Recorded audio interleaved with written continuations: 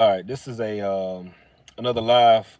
I just did a live, but I'm coming like right back with one because I mentioned Wisdom of Solomon, the 18th chapter, and I might have misspoke on verse 15, or I might have spoken the wrong context on it. So I'm just coming back to, set the record straight in case I did. I'm not sure. But when you get the context of Wisdom of Solomon, the 18th chapter, in verse 15, it says, "Thine almighty word leaped down from heaven out of thy royal throne as a fierce man of war into the midst of a land of destruction." When you read up, it's actually going into pretty much when the Lord ordained the plague of the firstborn. Basically, the almighty word of the Most High, which is his only begotten son, he's the one that carried that commandment out. You see, he carried that commandment out. All right, so I'm gonna go ahead and read up. So when you jump up to verse,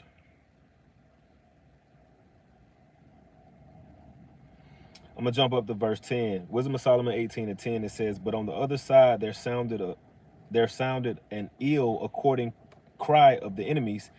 A lamentable noise was carried abroad for children that were bewailed. The master and the servant were punished after one manner, as like as the king, so suffered the common person. So they all together had innumerable dead with one kind of death. Neither were the living sufficient to bury them. For in one moment the noblest offspring of them were destroyed." Verse 13, "For whereas they would not believe anything by reason of the enchantments upon the destruction of the firstborn, they acknowledged this people to be the sons of God." I'm going to read that again. "For whereas they would not believe anything by reason of the enchantments upon the destruction of the firstborn, they acknowledged this people to be the sons of God." So let's go back. Let's go to those accounts, shall we? Let's read that account of what happened. Because to me, what that's saying is, when those other plagues was happening, they didn't wave the white flag until that firstborn plague came. That's when they said, okay, yeah, that God is real now,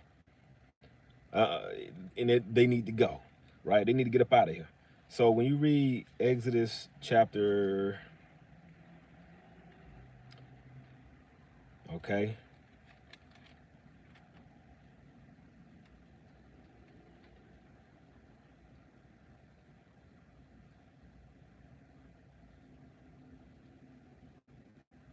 so after the plague of darkness in Exodus 10, right? When you get verse 23 or 22, "And Moses stretched forth his hand toward heaven, and there was a thick darkness in all the land of Egypt, in all the land of Egypt 3 days." Then when you jump down to verse 27, it says, "But the Lord hardened Pharaoh's heart, and he would not let them go. And Pharaoh said unto him, Get thee from me, take heed to thyself, see my face no more, for in that day thou seest my face and shalt die. And Moses said, Thou hast spoken well, I will see thy face again no more." All right, so let's go to chapter 11, right? So when you jump down to verse 4, "And Moses said, Thus saith the Lord, about midnight will I go out into the midst of Egypt, and all the firstborn in the land of Egypt shall die, from the firstborn of Pharaoh that sitteth upon his throne, even unto the firstborn of the maid servant that is behind the mill, and the firstborn of beast. And there shall be a great cry throughout all the land of Egypt, such as there was none like it, nor shall it be like any more." All right, so when you go down, when you go down, when you go down to verse, when you go down to chapter 12,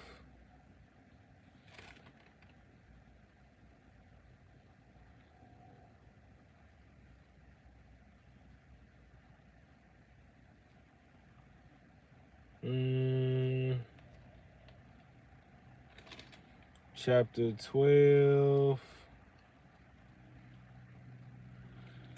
Oh, here it is. Chapter 12 and verse 29. "And it came to pass that at midnight the Lord smote all the firstborn in the land of Egypt, from the firstborn of Pharaoh that sat on his throne unto the firstborn of the captive that was in a dungeon, and all the firstborn of the cattle. And Pharaoh raised up in the night, he and all his servants, all the Egyptians. And there was a great cry in Egypt, for there was not a house where there was not one dead.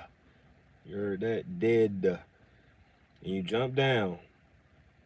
You jump down to verse 33. It says, and the Egyptians, I'm 31, and he called for Moses and Aaron by night and said, rise up and get you forth from among my people, both you and the children of Israel, and go serve the Lord as ye have said. Also take your flocks, your herds, as ye have said, and be gone, and bless me also. And the Egyptians were urgent upon the people that they might send them out of the land in haste, for they said, we be all dead men. So the whole Egypt wanted Israel out. They wanted us all out of there. You see? So now let's go back to this account. This Wisdom of Solomon 18, because this Solomon is going into what happened.